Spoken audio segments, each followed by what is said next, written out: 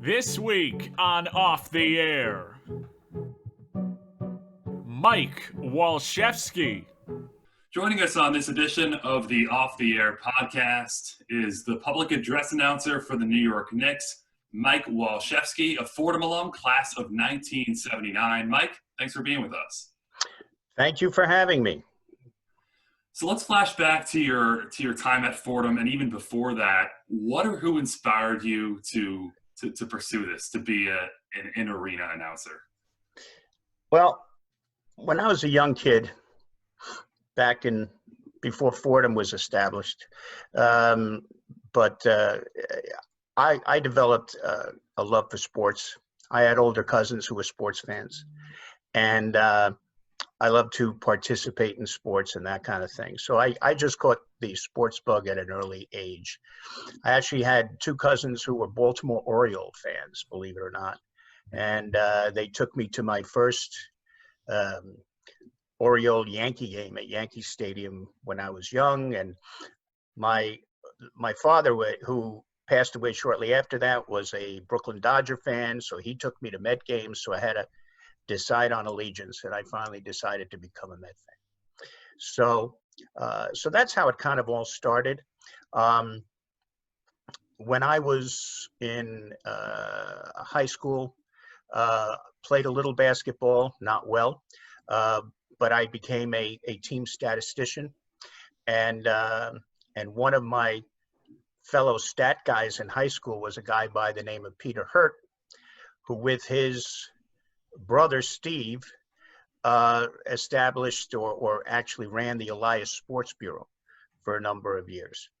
So when I got to Fordham, I was interested in sports and sports broadcasting, and I joined WFUV right away. The sports department was pretty big then, and it was a lot of fun. We used to have to raise our own money at that time, and to by hook or by crook to allow us to travel to games, to rent phone lines, or if we were really riding high, broadcast lines.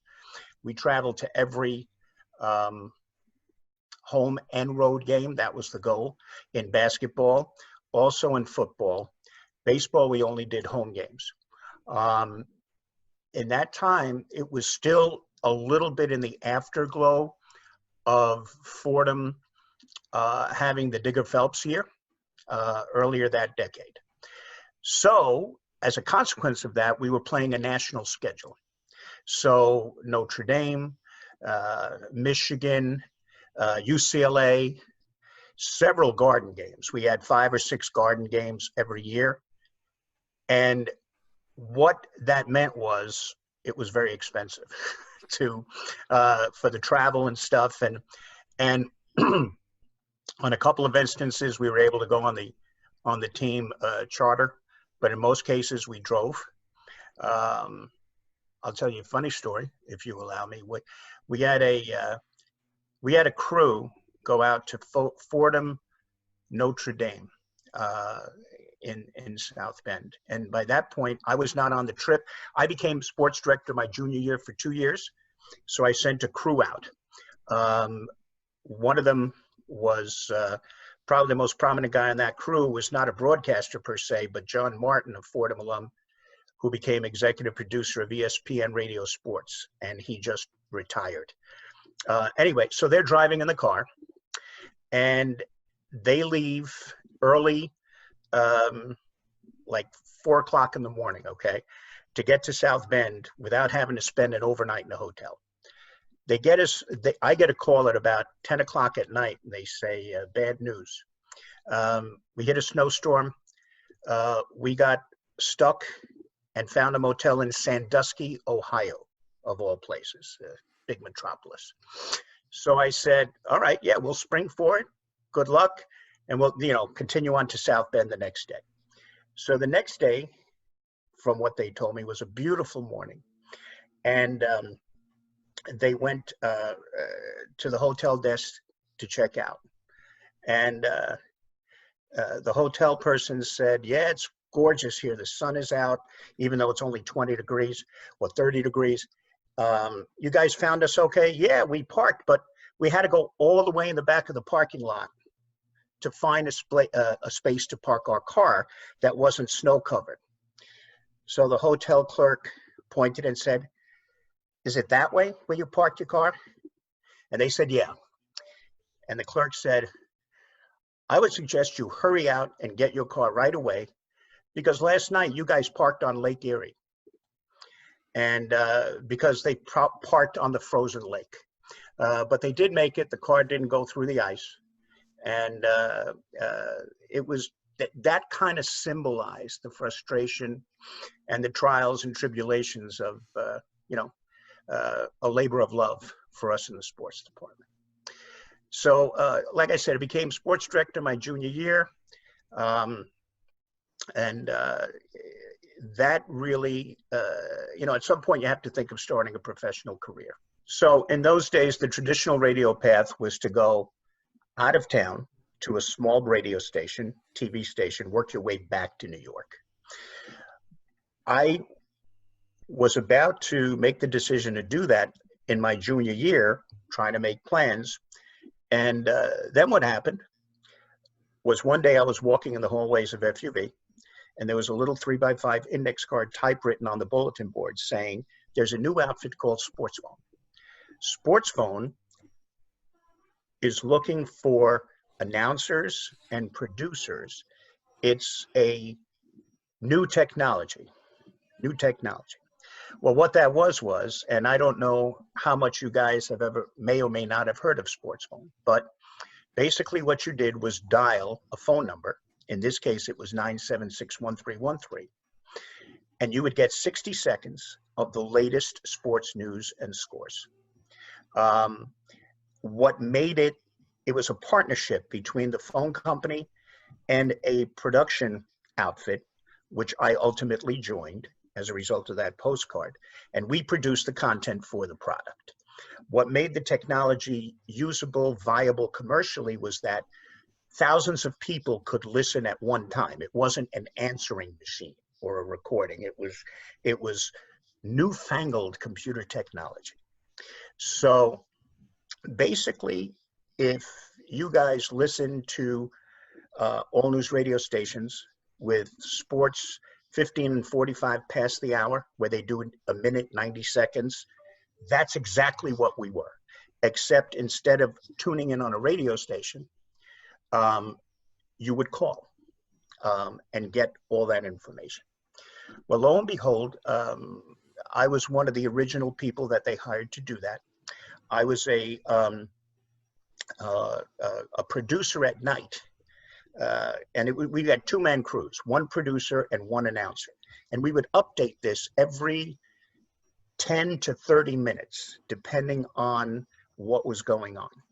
And I worked with an old New York sportscaster by the name of Guy LeBeau, who had just finished a gig doing nightly sports for WNBC TV as their 11 o'clock sports guy. His son, Steve, actually went to Fordham. He was an old, crusty veteran, great guy who taught me a lot about sports reporting, digging, not being afraid, and really helped me out a lot. And Sports Phone got very popular. We broke stories. I became, from producer, I became sports director of Sports Phone. We were, in our heyday, getting about 4 or 5 million calls per month. So we had well over 100,000 people on a given day calling us for the latest sports news and scores. During the day, it was a lot of people from offices who were calling just because they didn't feel like working on a break or whatever. Eventually, companies closed that loophole when the phone company allowed them to block numbers. And at night, we got a lot of calls from guys who had put a couple of dollars on the game, or more than a couple of dollars. So that was our audience, and it was a lot. It was an awful lot of fun. But that Sports Phone became the the proving ground for a lot of people who are very prominent in sports broadcasting today. Bob Papa, Michael Kay, Gary Cohen, Howie Rose, just off the top of my head.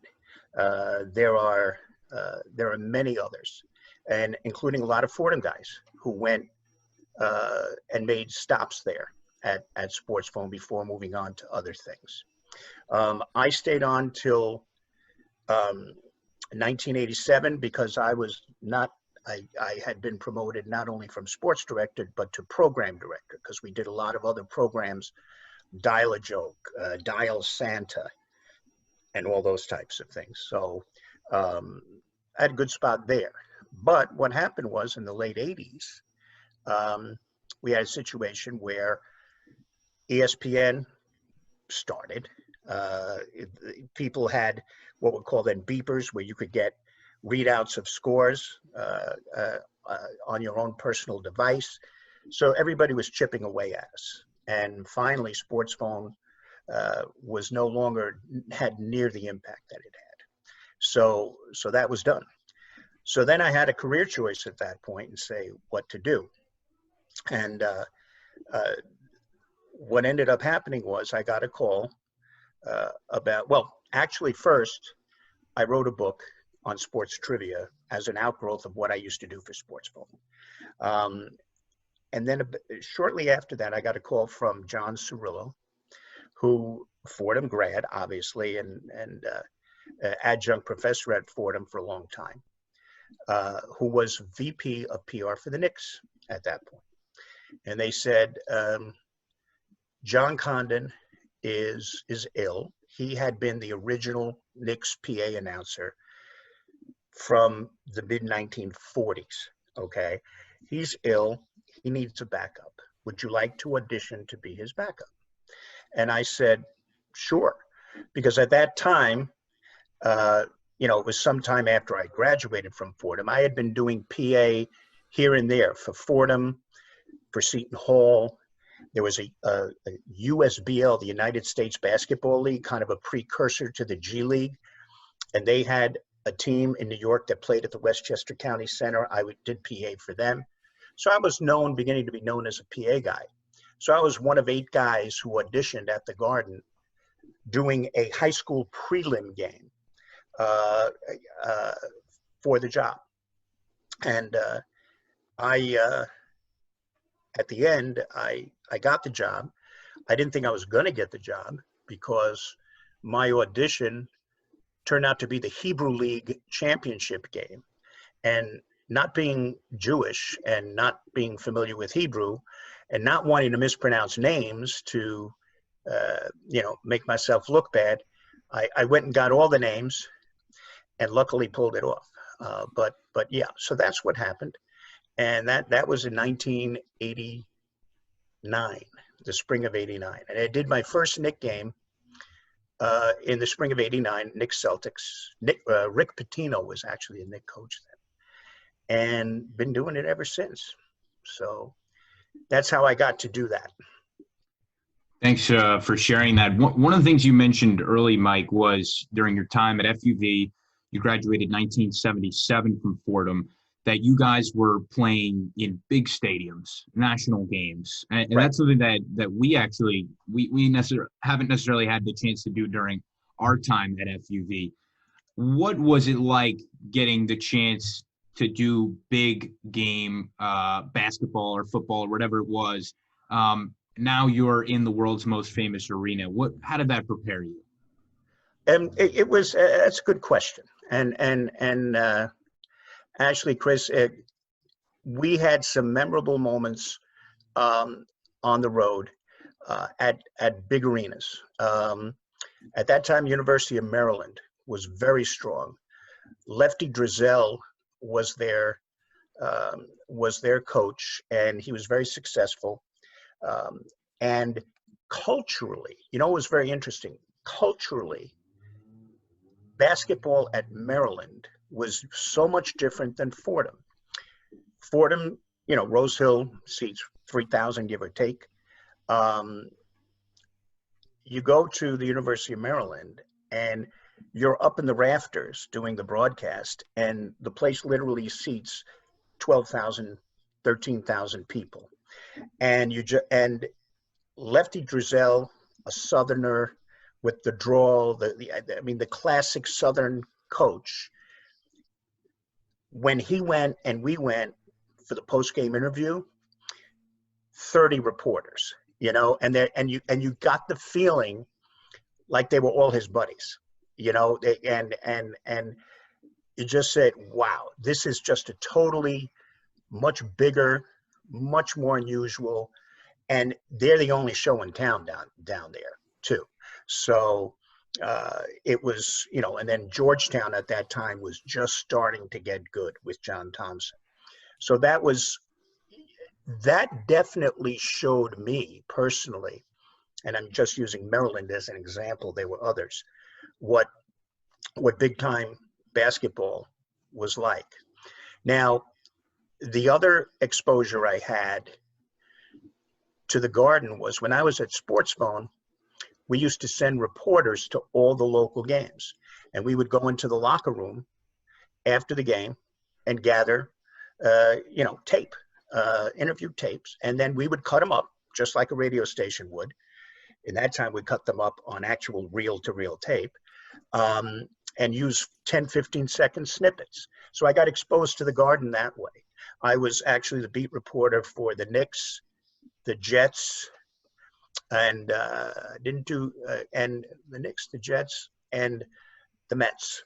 Actually, I did not do hockey. So between the Fordham experience there and the Garden experience, really when I started, it's funny, when I started doing PA at the Garden, I was so used to doing PA, I wasn't nervous.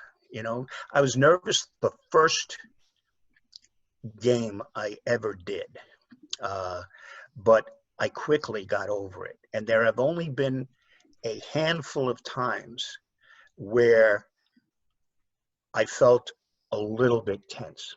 One of those was the first one. You have to understand, John Condon was a legend.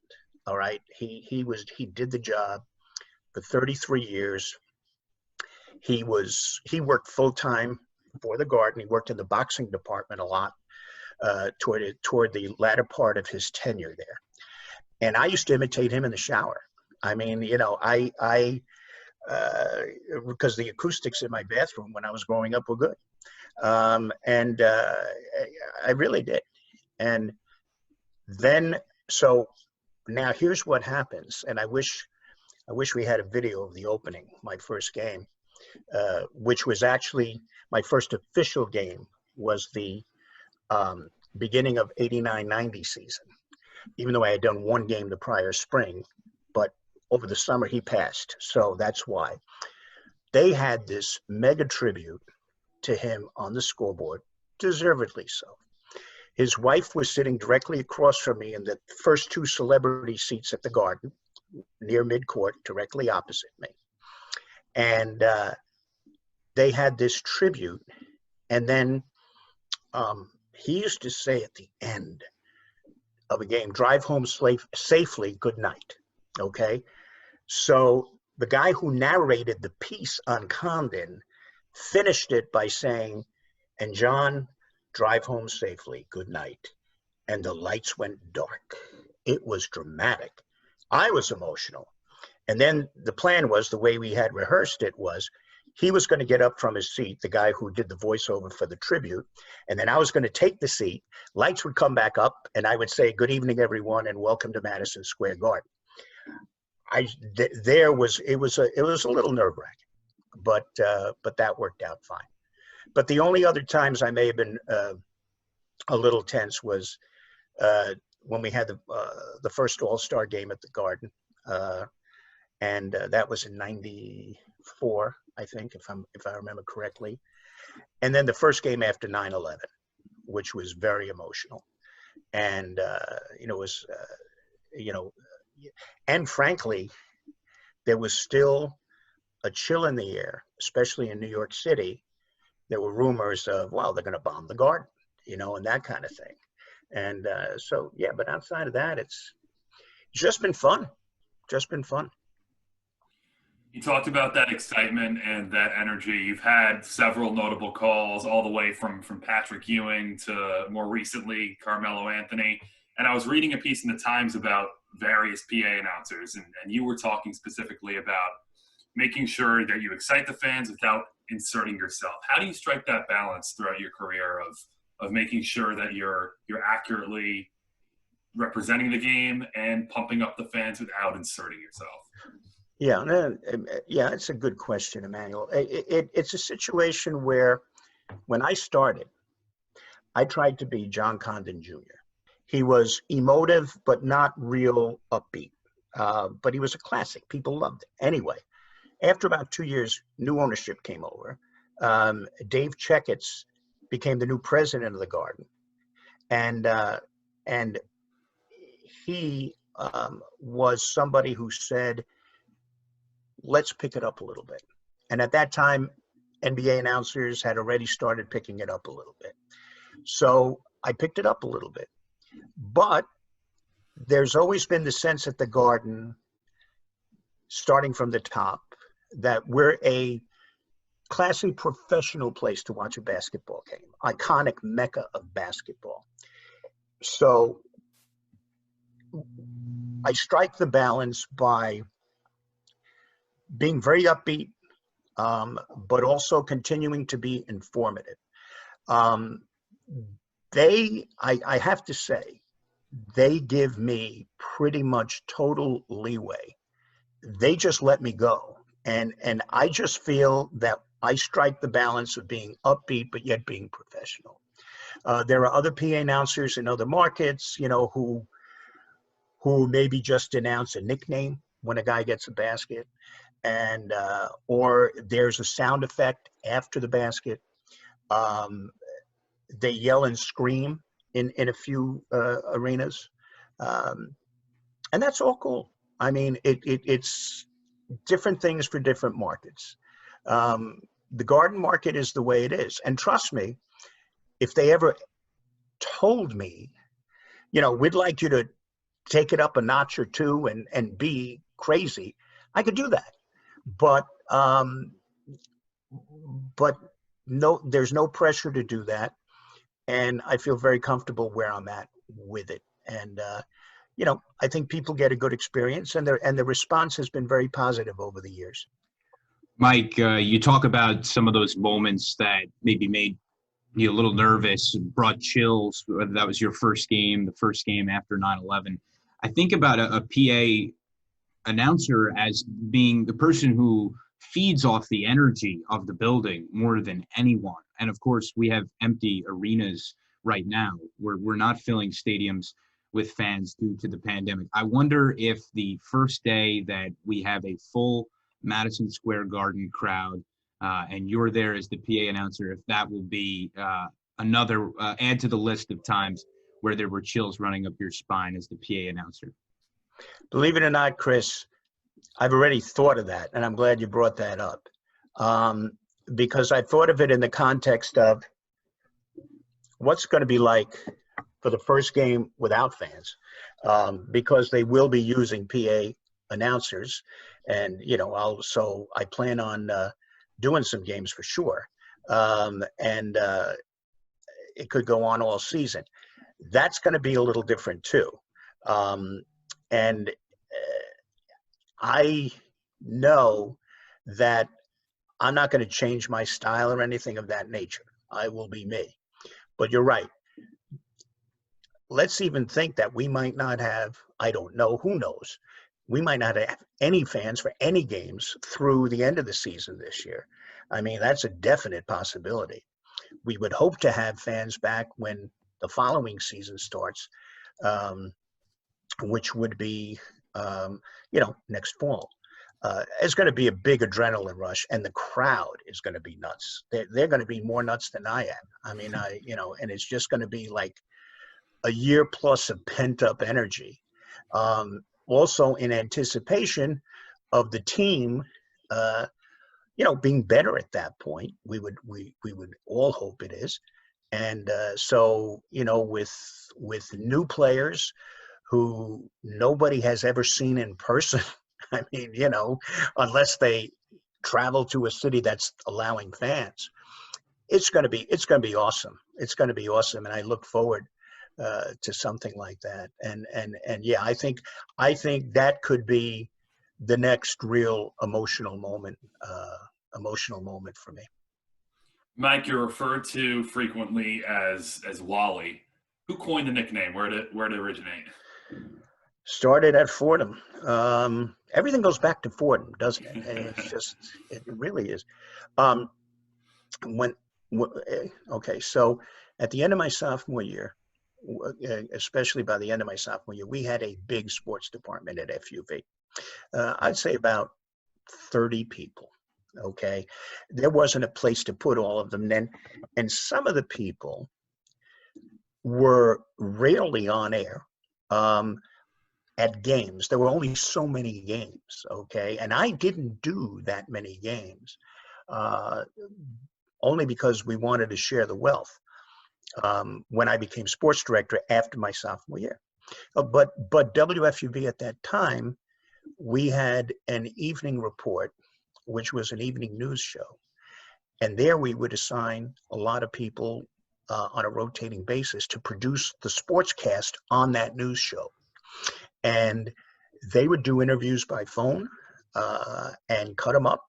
I mean, it was a very, professional sports department. My predecessor at Fordham as sports director, also for 2 years, was Malcolm Moran. Very respected sports person and journalist, wrote for the New York Times, was a professor of journalism at Penn State. He's moved around a little bit. Great guy. Grew up in Queens.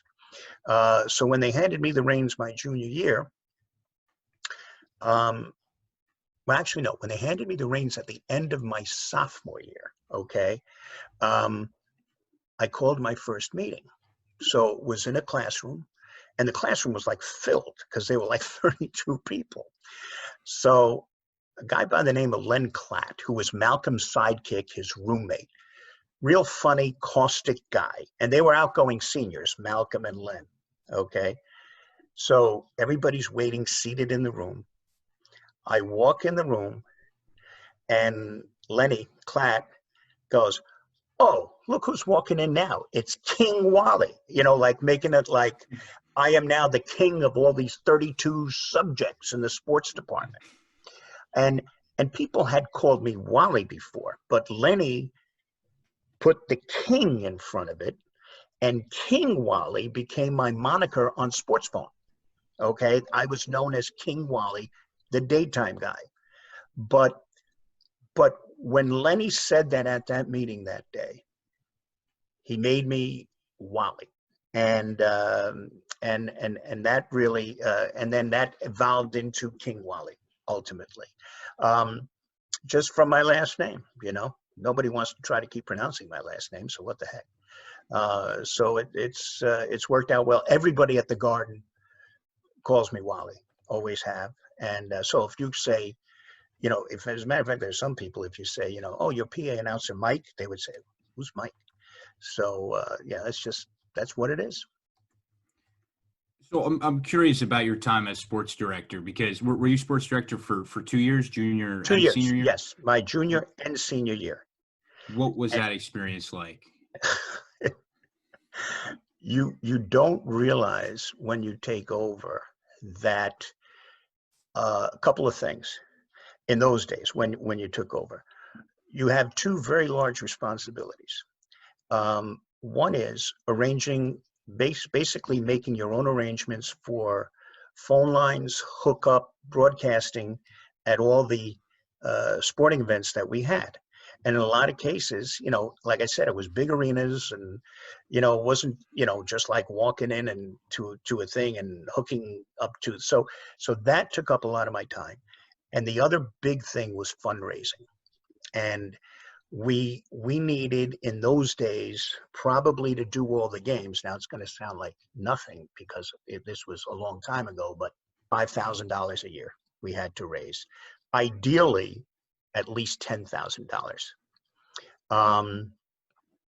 So we basically, believe it or not, and you probably couldn't do it today, one of our main, we had a couple of donors, alums, who were very generous, relatively, and covered some of the budget. FUV at that time gave us very little. It was all up to us. We had what they would call a basket of cheer. And basically we would go to a local liquor store and a beer store, and we would put together, and baskets of cheer used to be very popular in those days. So and then you'd have a raffle, and that's basically what you did.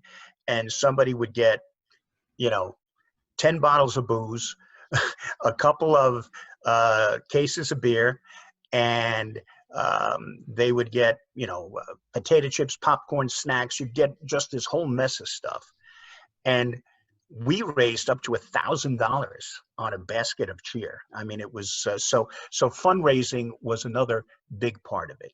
Now Chris, there's another segment that's also significant as a sports director, and that is who's going to do the games, and who's going to be your primary play-by-play person, and who's going to be your color guy, and that kind of thing. So one of my biggest fears was assigning people, because, people would be offended if they weren't doing a particular game. Who's going to do the games? Is it going to be primarily the sports director who's going to do 80-90% of the play-by-play? Fortunately for me, I didn't have that issue. I did not do 80. I did a lot of games, but not 80 to 90%. So, so there you have to tread lightly.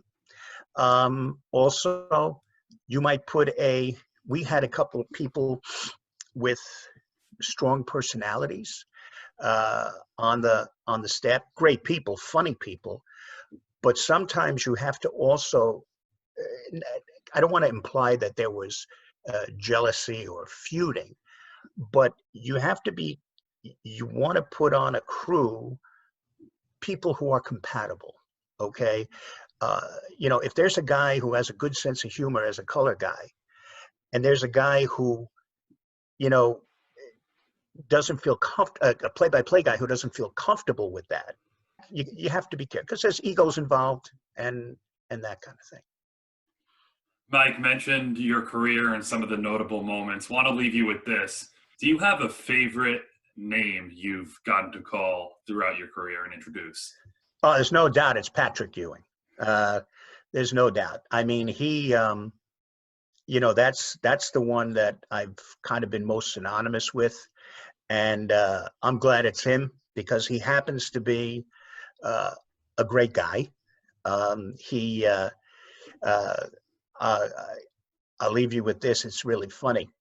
When my daughter graduated from Fordham, what is now 8 years ago, we were at a graduation, and it's on the main ceremony is held on Edwards, okay? And if you were a parent of a student, and you, as a parent, you went to Fordham, which I and my wife did, you get to sit up on the stairs on a kind of a reviewing stand on Edwards, or also if you're a celebrity. So anyway, we qualified as parents, obviously, and we walked up the stairs, and I turn around to my wife. I said, "There's Pat." And she goes, "Who's Pat?" I said, Patrick Ewing. He was about 4 rows down. His daughter, Randy, was in my daughter's graduating class. And so I went back and said hello. He had just had another child in a stroller, so he was kind of lying low. But I want people to know he is a great guy. I mean, he is a classy stand-up. I just wish they could have gotten over the hump for a championship. I'll always blame Sam Cassell, game 3, making the big shot at the end for the Rockets, which cost us that after we were even 1-1 with them. But anyway, he is a great guy. He was in the back. But who am I sitting next to up in the front? and this is especially a little poignant at this time, is Alex Trebek. Because Alex Trebek's son, Matt, was also in the class. So what happens is, so most of the time we couldn't talk because the ceremony was beginning. He was sitting like one row behind and one seat over. And then there was a break after they have the main ceremony where all the different Fordham schools kind of leave into their own, for their own, for their own gathering and issuing of diplomas. But, the main Fordham College stays on Edwards. But there's like a 20-minute spot there where they're reconfiguring everything, getting the diplomas ready, changing people. And we were standing at the top step of Edwards, and I started talking to him. I struck up a conversation, told him who I was, very receptive. You want to talk about another guy who was a hell of a guy. In that 25 minutes that I spoke to him that day, it was him. Very, very knowledgeable in sports and knew what I did, because a lot of celebrity wouldn't know. Necessarily wouldn't grasp exactly what I do, or what my job entails, I should say. And he did, knew his hockey so well. Like he would be your hockey nerd if he wasn't Alex Trebek, your buddy who's a hockey nerd, and also knew basketball. And it was, and I'll never forget that. And we were standing on top of all the people down there, and like people I knew, I come down there. Why were you talking to Alex Trebek? You talked to Alex Trebek. I said, yeah. And he's a wonderful man. And I was so sad when he passed. The funny thing, he goes, one funny thing anecdotally, I said, hey, how did your son end up at Fordham? And he goes, I don't know. He just ended up here. He was talking to my wife, had a couple of places, wanted to go to place X, and now he's here. And I believe Alex flew in himself for that ceremony. His wife was otherwise busy or whatever, or maybe she was there and I just didn't notice. But, he flew cross country, and then I guess went back pretty much right away. But he was just a great guy. He really was. That's Mike Walczewski. Appreciate the reflections. Thanks for joining us, and enjoy the return of basketball to the Garden. I'm looking forward to it. Thanks for having me, guys. Best of luck to you.